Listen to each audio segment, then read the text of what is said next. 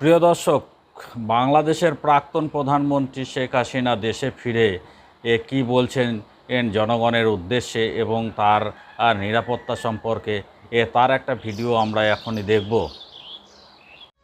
আকাশের মতো বাধাহীন মোরা মোর সঞ্চার বেদুহীন বন্ধনহীন জন্ম স্বাধীন চিত্ত মুক্ত শতদল মোরা বন্ধনহীন জন্ম স্বাধীন চিত্ত মুক্ত শতদল মোরা ঝঞ্ঝার মতো উদ্যম। আকাশের মতো বাধাহীন মোরা মোর সঞ্চার বেদুহীন বন্ধনহীন জন্ম স্বাধীন চিত্ত মুক্ত শতদল মোরা বন্ধনহীন জন্ম স্বাধীন চিত্ত মুক্ত শতদল মোরা ঝঞ্ঝার মতো উদ্যম মোরা ঝরনা।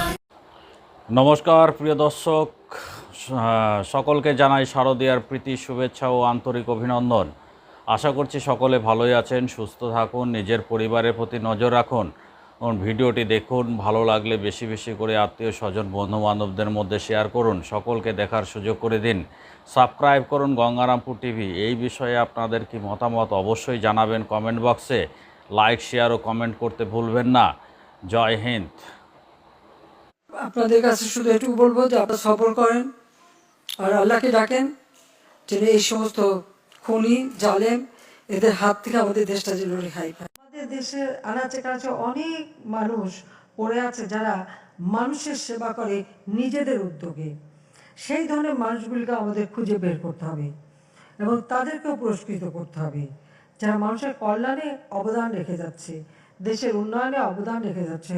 হয়তো তারা কখনো প্রচারে আসে না, তারা দৃষ্টিসীমার বাইরে থাকে, কিন্তু তাদেরকে খুঁজে বের করে তাদেরকে আমাদের পুরস্কৃত করা উচিত। এই কারণে যে তাদের দেখে আমাদের ভবিষ্যৎ প্রজন্মও শিখবে, অন্যরাও শিখবে মানুষের সেবা করার মধ্য দিয়ে, মানুষের কল্যাণে কাজ করার মধ্য দিয়ে যে আত্মতৃপ্তি পাওয়া যায়, হাজার ধন সম্পদ বাড়ালেও সেটা হয় না, সেটা আসে না। প্রিয় দর্শক, আমি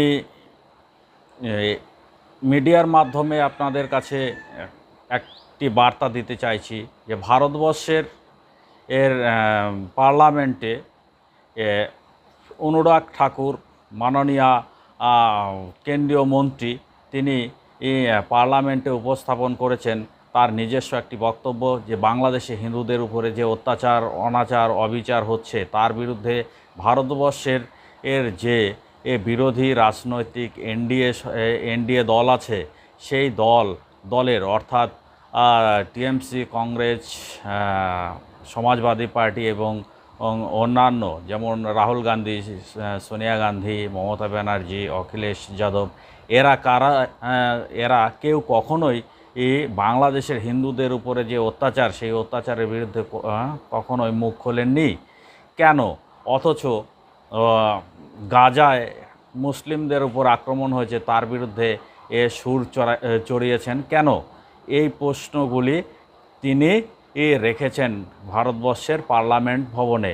দেখুন তার একটি ভিডিও, তিনি কি বলেছেন। हमारे पड़ोसी मुल्क बांग्लादेश में हाल ही में घटा, उसको लेके हम सब लोग चिंतित भी हैं और सभी राजनीतिक दलों ने एक स्वर में बात भी कही कि वहां पर जो अपने लोग हैं उनकी भी चिंता की जाए। माननीय प्रधानमंत्री जी ने भी ट्वीट करके जो इंटरिम गवर्नमेंट के प्रधानमंत्री हैं उनको बधाई भी दी, लेकिन ये भी कहा कि हमारे जो वहां पर हिंदू और अल्पसंख्यक हैं उनकी शांति, सुरक्षा और विकास सबको सुनिश्चित किया जाए। लेकिन दुर्भाग्य ये है सर कि नेता प्रतिपक्ष और कांग्रेस पार्टी के अध्यक्ष ने ट्वीट जब किया या उनको बधाई जब दी तो हिंदुओं की वहां पर सुरक्षा की कोई बातचीत नहीं की, ना ही उसका उल्लेख किया, ना ही अल्पसंख्यकों की सुरक्षा की बात की।